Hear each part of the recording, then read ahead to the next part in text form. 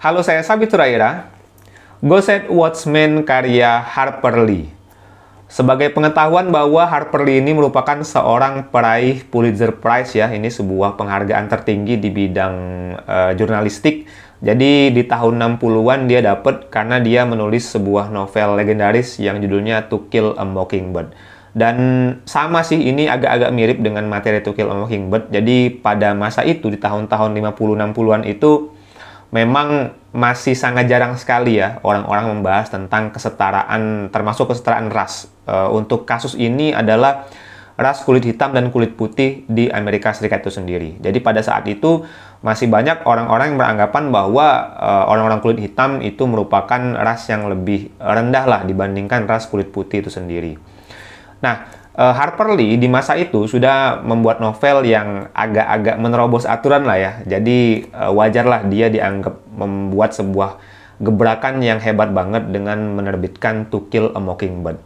Dan buku ini, Ghost Watchmen, merupakan novelnya yang lainnya, tapi juga masih membahas tentang hal-hal yang juga mirip sebenarnya. Dan juga tokoh-tokoh yang ada di dalam buku Ghost Watchmen ini juga sama dengan tokoh-tokoh yang ada pada novel To Kill a Mockingbird.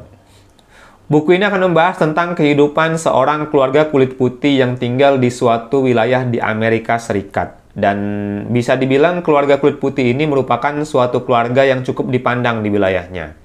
Dan buku ini akan berfokus menceritakan tentang seorang keluarga ya yang terdiri dari seorang bapak dan seorang anak gadisnya. Karena kebetulan ibu dan saudara laki-lakinya tadi udah meninggal dunia. Jadi mereka ini cuma berdua aja. Tapi tinggal dengan seorang bibi, saudara dari si bapaknya ini. Gitu. Jadi di rumah itu ada 3 orang lah.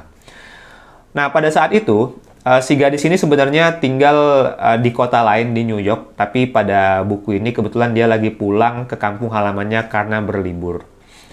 Dan sejak kecil si gadis ini sangat mengidolakan sosok ayahnya banget gitu. Karena di buku To Kill a Mockingbird, ayahnya ini merupakan seorang pengacara dari terdakwa kulit hitam lah ya. Jadi yang mana pada masa itu orang-orang kulit hitam itu sangat didiskriminasi sekali, terutama dalam pengadilan gitu kan, dalam saat urusan pengadilan.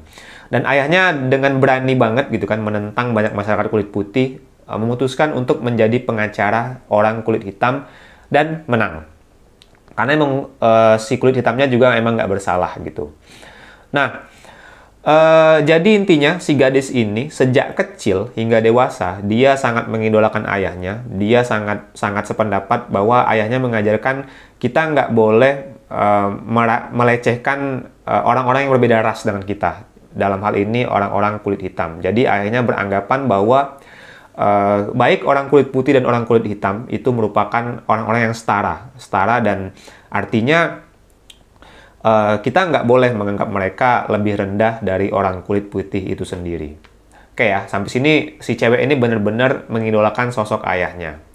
Cuman saat dewasa, ternyata dia menemukan fakta bahwa di wilayahnya tersebut orang-orang kulit putih sedang berusaha untuk bermusyawarah untuk apa ya, bisa dibilang merendahkan hak-hak orang kulit hitam. Jadi mereka sedang rapat, sering-seringnya rapat untuk mengatur amandemen dan aturan lain-lainnya ya untuk membatasi pergerakan dari orang-orang kulit hitam itu sendiri. Karena di wilayah mereka itu orang-orang kulit hitam jumlahnya udah banyak banget dan orang kulit putihnya udah mulai kalah dan mereka khawatir bila dibiarkan adanya persamaan hak bahwa nanti ke depannya takutnya di wilayah tersebut orang-orang kulit hitam yang akan menguasai semua sistem pemerintahan, politik, dan ekonomi wilayah tersebut. Sehingga hal ini mulai ditakutkan oleh banyak masyarakat kulit putih di wilayah tersebut.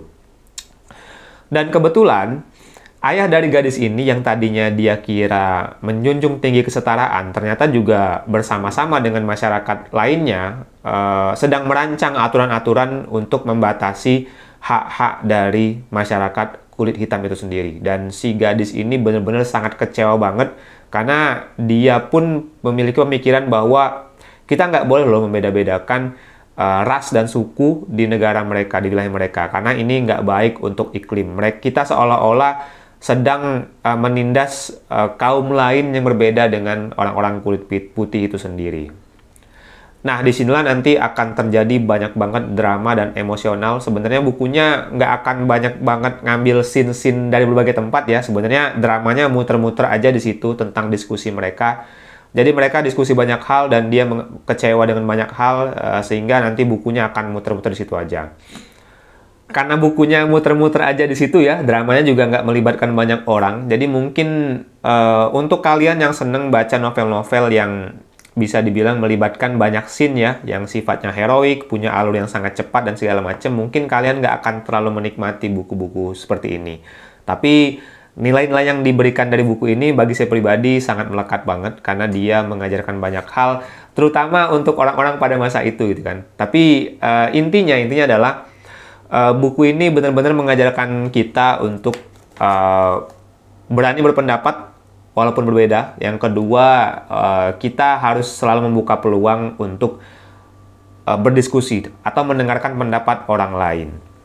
Dan bagi saya pribadi, buku ini mengingatkan kepada kita bahwa memang pada zaman itu memang ada alasannya lah ya. Ada alasannya Amerika Serikat itu menjadi negara demokrasi yang sangat besar hingga saat ini. Karena memang mereka dibangun berdasarkan landasan-landasan diskusi, demokrasi, berpendapat, dan saling mendengar ya. Jadi bukan berdasarkan kekerasan militer dan segala macam. Jadi saya mendapatkan satu nilai positif banget, yaitu bahwa walaupun kita cukup yakin dengan pendapat kita cukup pintar, ngerasa yang paling pintar di sana, tapi kita tetap harus selalu menyediakan sebuah ruang untuk mendengarkan pendapat orang lain.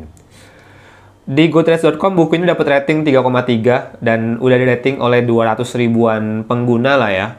Dan kalau saya pribadi juga mungkin ngasih rating nggak gede-gede banget. Saya ngasih rating juga cuma 3,5 karena apa ya, pesan yang disampaikan pada akhirnya cukup kuat menurut saya pribadi. Tapi memang ya kayaknya memang gitu ya, sastra lama itu di awal-awal tuh membosankan banget gitu kan. Jadi mereka membangun karakter yang cukup bertele-tele. Terus pada akhirnya kita nggak menemukan tuh, setengah buku itu kita nggak menemukan buku ini mau bahas apa sih misalnya kan. Nanti baru mulai dia bahas tuh di setengah buku selanjutnya. Jadi cukup membosankan, bahas setengahnya tuh boring lah ya, boring, makan waktu. Kemudian di akhir-akhir baru, oh ternyata dia mau bahas tentang ini gitu kan.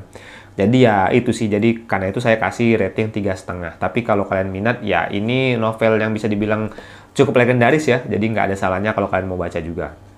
Oke, sekian dari saya terkait review buku Ghost Watchmen. Semoga bisa membantu kamu menentukan bacaan kamu selanjutnya. Akhir kata, terima kasih.